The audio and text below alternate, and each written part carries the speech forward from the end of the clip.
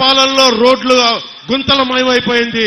వచ్చిన 3 నెలల సమయంలోనే గుంతలన్నీ పూడ్చి కొత్త రోడ్లకి మాకు వేసే చర్యలను తీసుకుంటామని తెలియజేసుకుంటూ, జనసేన, టీడీపీ, బీజేపీ కూటమి చేపట్టబోయే ముఖ్య కార్యక్రమాల్లో ప్రతి చేతికి పని, ప్రతి చేనుకు నీరు. ఇదే జనసేన, టీడీపీ, బీజేపీ కూటమి లక్ష్యం. బీసీల భవిష్యత్తుకి గ్యారంటీగా నిలబడతాం.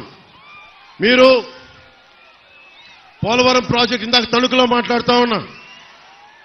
ఈ ఇరిగేషన్ మంత్రి ఉన్నాడు, వైసీపీ మంత్రి. పోలవరం ప్రాజెక్ట్ ఎప్పుడంటే అబ్బని తీయని దెబ్బ, ఎంత కమ్మగా ఉందరో అబ్బా అని దానికి డాన్స్ ప్రాక్టీసులు తప్ప ఎవరైనా మంత్రి పోలవరం ప్రాజెక్ట్ ఎప్పుడు నిర్మిస్తారంటే మేము పలానా సమయంలో నిర్మిస్తాం బాధ్యతగా మాట్లాడతాం. ఒక్క వైసీపీ మంత్రి ఈ రోజు వరకు సమస్యల మీద స్పందించడం.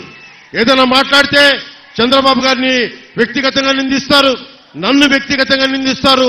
పాపం భువనేశ్వర్ మనకి పురంధేశ్వరి గారి మీద అకారణంగా తిడతారు. అంతే తప్ప మనం అడిగిన దానికి ఒక్కదానికి సమాధానం చెప్పరు. మేమేం అడుగుతున్నాం? ఉపాధి అవకాశాలు ఏమైనాయి? పోలవరం ఎప్పుడు పూర్తవుద్ది? లేదంటే మనకు పోలీసులకి టీఏలు, డిఏలు వాళ్ళకి సరెండర్ లీవ్స్ కి డబ్బులు ఎందుకు చేయట్లేదు? కాంట్రిబ్యూటరీ పెన్షన్ స్కీమ్ ని మీరు రద్దు చేస్తానని చెప్పారు, ఎందుకు రద్దు చేయలేదు? పోలవరం ప్రాజెక్ట్ నిర్మించలేదు, చిన్న చితక నీటి తరహా ప్రాజెక్టులని ఎందుకు పూర్తి చేయలేదు?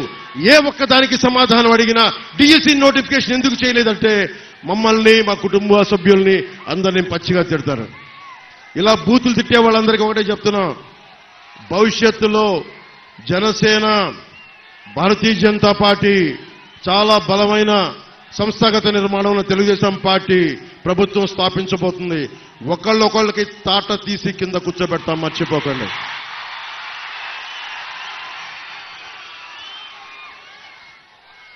పాపం వైఎస్ వివేకానంద రెడ్డి గారిని చంపేసి ఆ హంతకులు వెనకేసుకొస్తా ఉన్నారు. వాళ్ళ ఇంట్లో వాళ్ళకే రక్షణ లేదు, సొంత చెల్లెళ్ళకే రక్షణ లేదు. సొంత చెల్లెల్నే గోడకేసి కొట్టినోడు మన సగటు ఆడపిల్లలంతా. 3,000 మంది ఆడపడుచులు అదృశ్యం అయిపోతే ఈ రోజు వరకు ఒక మాట దాని మీద బదులు ఇవ్వలేదు, ప్రెస్ మీట్ పెట్టలేదు. మేము కోరుకుంటుంది ఆడపిల్లలకి భద్రతగా ఉండే సమాజం, ఉపాధి కల్పించే ప్రభుత్వం, అన్నిటికీ రైతాంగానికి అండదండలుగా ఉండే ప్రభుత్వం. సిపిఎస్ కి ఇందాక తణుకులో చెప్పాను, ఎక్కడికి వెళ్ళినా సరే సిపిఎస్ గురించి, ఉద్యోగుల గురించి అడిగితే నేను ఒక ఉద్యోగి కొడుకుగా చెప్తున్నాను. దీనిని ఒక పరిష్కార మార్గం కనుక్కుంటాం, మాట్లాడతాం అసెంబ్లీలో. ఇంత వైసీపీ 151 మంది సభ్యులు, 30 పైగా పార్లమెంట్ సభ్యులు పెట్టుకుని ఏ ఒక్కరికి కూడా ఈ రోజు వరకు సమాధానం లేదు. నీకు డిబేట్స్ లేవు అసెంబ్లీలో.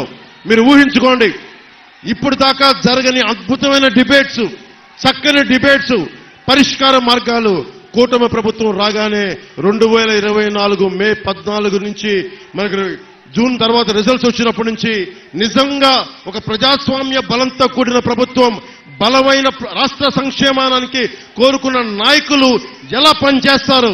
ఒక సమస్య చెప్తే మేము ఒళ్ళొంచుకొని పనిచేస్తాం. మీరు ఒక్క సమస్యను మా దృష్టికి తీసుకొస్తే రోడ్ల మీదకి అహిర్నిశలు ఏ మాత్రం రెస్ట్ తీసుకోకుండా పనిచేస్తామని మీ అందరికీ తెలియజేసుకుంటూ, ఈరోజు ఇప్పుడు